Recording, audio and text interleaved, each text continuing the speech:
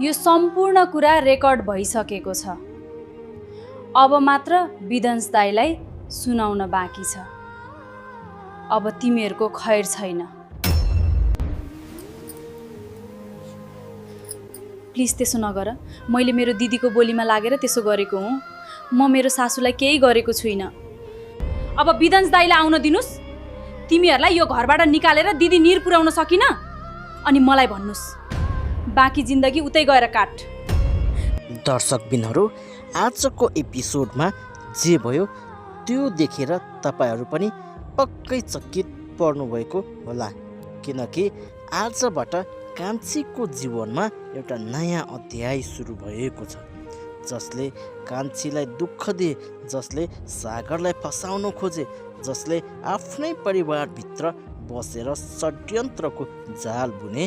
अब कान्छी उनीहरू कसैलाई पनि छोड्नेवाला छैनन्।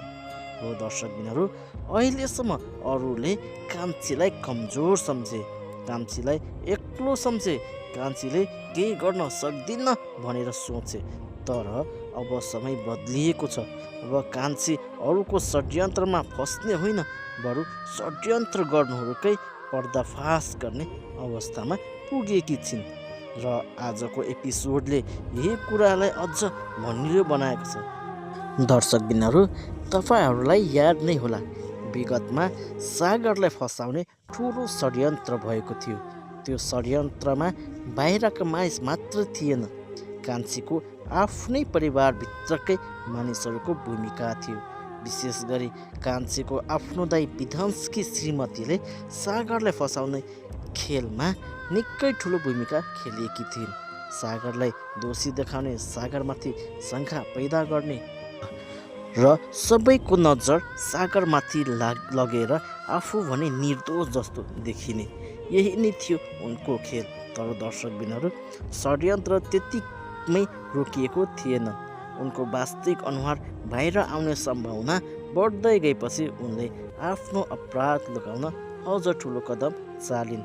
आफ्नै सासू अर्थात् विदंश दाइकी आमाको हत्या गराउने सम्मको योजना बनाउने कुरा अहिले बिस्तारै बाहिर आउँदैछ। सोच्नुहोस् त दर्शकबिनहरू, जुन मानिसलाई सबैले परिवारको सदस्य भनेर विश्वास गरिरहेका थिए, त्यही मानिसले आफ्नो रहस्य लुकाउन, परिवारकै सदस्यको ज्यान जानेसम्म षड्यन्त्र गर्न सक्छिन् भने ऊ कति खतरनाक रहेछिन्। तर सबैभन्दा ठुलो कुरा के थियो भने उनले यो सबै कुरा यति चलाखीपूर्वक लुकाइन् कि धेरै समयसम्म कसैलाई पनि वास्तविकता थाहा पाउन सकेन।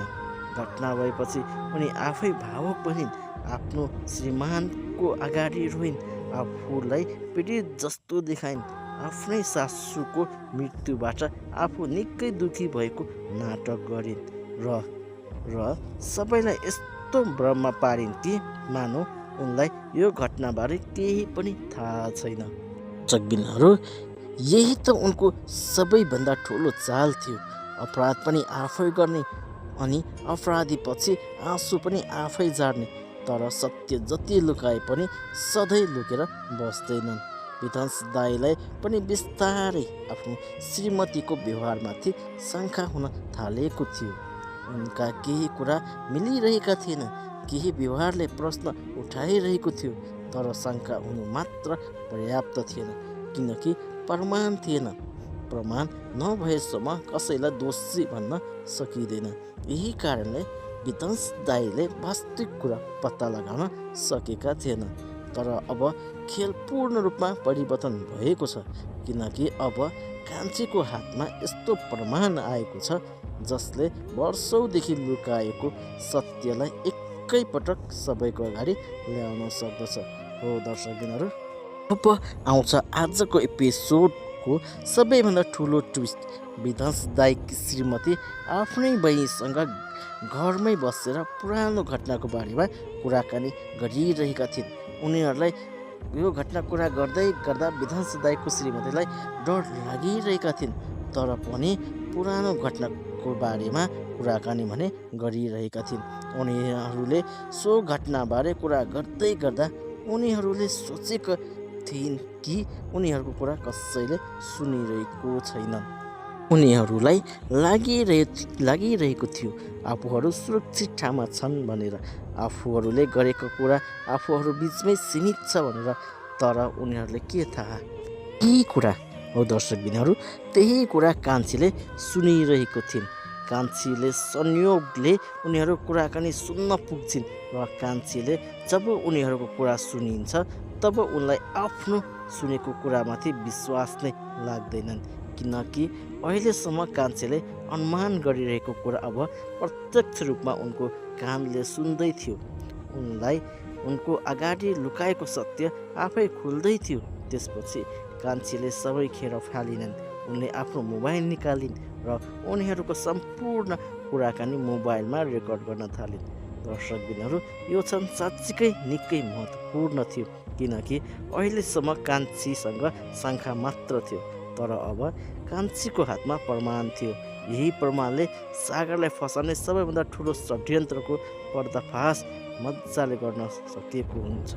यही प्रमाण दर्शकबिनहरू, यही प्रमाणले विध्वंस दाइकी श्रीमतीको वास्तविक अनुहार सबैको अगाडि ल्याउन सक्छ र यही प्रमाणले आफ्नै परिवारलाई धोका दिने मानिसलाई कठघरामा पुर्याउन सक्छ। तर दर्शकबिनहरू, कान्छीले त्यति गरेर मात्र रोकिने अवस्थामा छैन। सागरले यो कुरा थाहा पाएपछि परिस्थिति नै निकै गम्भीर बन्छ, किनकि सागर स्वयं व्यक्तिगत यही षड्यन्त्रको शिकार भएका थिए। उनलाई दोषी बनाउने प्रयास गरेका थिए वा सागरको चरित्रमाथि प्रश्न उठाएको थियो। उनलाई फसाउन अनेकौँ खेल खेलिएको थियो, तर आज सागरको हातमा पनि सत्य बाहिर ल्याउने आधार पुगेको छ। कान्छी र सागर अब एक्लै छैन, उनीहरूको साथमा प्रमाण छ र सबैभन्दा ठुलो कुरा, अब उनीहरू डराएर पछि हट्ने अवस्थामा बिल्कुलै छैन। दर्शकबिनहरू, कान्छी र सागर प्रमाण लिएर उनीहरूकै अगाडि पुग्छन्। उनीहरूकै अगाडि मोबाइलको रेकर्ड गरेको प्रमाण देखाउँछन्। अब कल्पना गर्नुहोस् त त्यो दृश्य। एकातिर वर्षौँदेखि आफ्नो अपराध लुकाएर बसेकी विध्वंस दाइकी श्रीमती, अर्कोतिर उनको सबैभन्दा ठुलो रहस्य हातमा लिएर उभिएके कान्छी र सागर। एकातिर झुट, अर्कोतिर सत्य, एकातिर षड्यन्त्र, अर्कोतिर प्रमाण। अब कसको जित हुन्छ?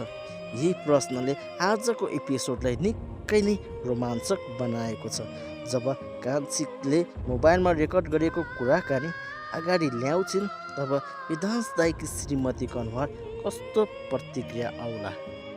के उनी आफू निर्दोष भएको दावी गर्नेछिन्? के उनले फेरि कुनै नयाँ झुट बोलेर आफूलाई बचाउने प्रयास गर्नेछिन्? कि अब उनको सबै खेल समाप्त हुनेछ? यो कुरा आगामी भागमा अझ स्पष्ट हुँदै जानेछ।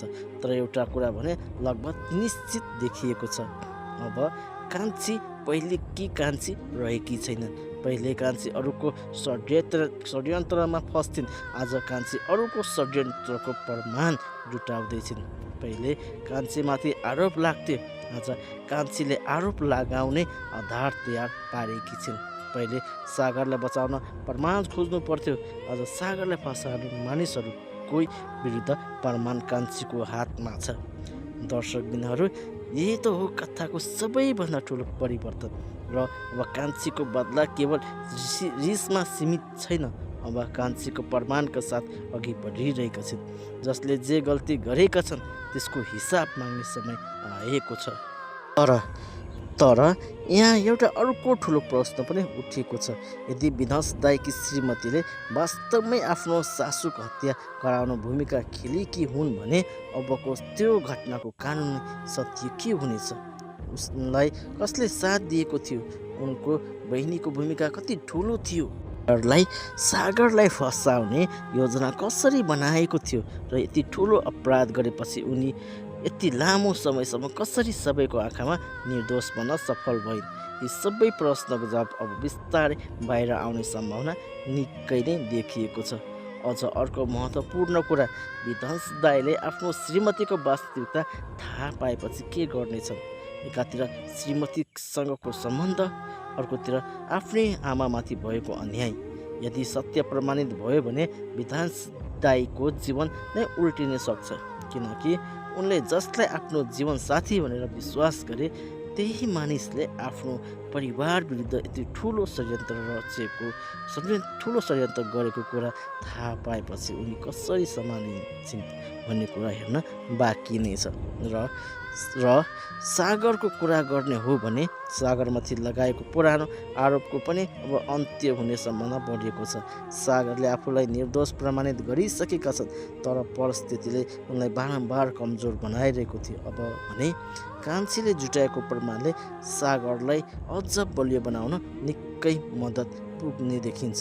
त्यसैले आगामी एपिसोडमा कान्छी र सागरको यो कदम निकै नै महत्त्वपूर्ण हुने देखिएको छ।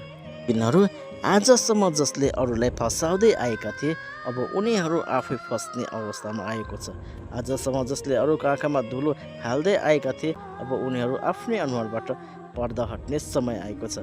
आजसम्म जसले कान्छीलाई कमजोर सम्झिए अब उनीहरू कान्छीको शक्ति देख्नेछन्। र सबैभन्दा ठुलो कुरा कान्छीले प्रमाणसहित चाल चलेकी छिन्। त्यसैले अब आउने भाग झन् जबरजस्त हुने देखिन्छ। के कान्छीले त्यो रेकर्डिङ सबैको अगाडि बजाउने छिन्? के विध्वंस दाईले आफ्नो श्रीमतीको वास्तविकता स्वीकार गर्नेछन्? के सागरमाथि लगाएको झुटो आरोप पूर्ण रूपमा हट्नेछन्? के आफ्नै सासूको हत्या गराउने षड्यन्त्रको पर्दाफास हुनेछ? र के कान्छीले आफूलाई दुःख दिने सबै मानिसहरूलाई एक एक गरेर बदला लिनेछन्? यी सबै प्रश्नको जवाब तपाईँले आगामी भिडियोमा अवश्य नै पाउनुहुनेछ। त्यसको लागि भिडियोलाई अन्तिमसम्म हेरेर हामीले साथ दिनुहोला। यिनीहरू तर सत्यलाई जति नै लुकाउन खोजे पनि सत्य एक दिन बाहिर आउँछ। झुटले केही समय जित्न सक्छ तर सधैँ जित्न सक्दैनन्। आज कान्छीको हातमा आएको मोबाइलको त्यो रेकर्डिङ केवल एउटा रेकर्डिङ मात्र होइन, त्यो वर्षौँदेखि लुकाएको सत्यको ढोका खोल्ने चाबी हो। अब त्यो चाबीले कसको जीवनको आधी ल्याउँछ, कसको झुटको पर्दाफास हुन्छ, कसको सम्बन्ध टुट्छ र कसको आफ्नो अपराधको सजाय भोग्नुपर्छ। त्यसका लागि भने आगामी एपिसोड पर्खनै पर्ने हुन्छ। त्यसैले दर्शकबिनहरू अब कान्छीको यो बदला कहाँ पुग्छ, विध्वंस दाईको श्रीमती अन्तिम अवस्था के हुन्छ भन्ने कुरा हेर्नको लागि आगामी भाग पक्कै हेर्नुहोला। आजको एपिसोडले त केवल सत्यको ढोका खोलेको छ। अब त्यो ढोकाबाट बाहिर निस्के सत्य कसको जीवनमा भूकम्प ल्याउँछ त्यो हेर्न बाँकी नै छ। त्यसैले भिडियो मन पर्यो भने लाइक गर्न नबिर्नुहोला। तपाईँले कान्छीले गरेको यो काम कस्तो लाग्यो कमेन्टमा आफ्नो विचार लेखिदिनुहोला र च्यानललाई सब्सक्राइब गरिदिनुहोला, किनकि अब कान्छीको बदला अझै बाँकी नै छ र सबैभन्दा ठुलो रहस्यको पर्दाफास हुन अझै बाँकी नै छ। यो सम्पूर्ण कुराहरू तपाईँ यसै च्यानलबाट तपाईँले थाहा पाउनुहुनेछ। त्यसको लागि अवश्य लाइक र सब्सक्राइब गरिदिनुहोला।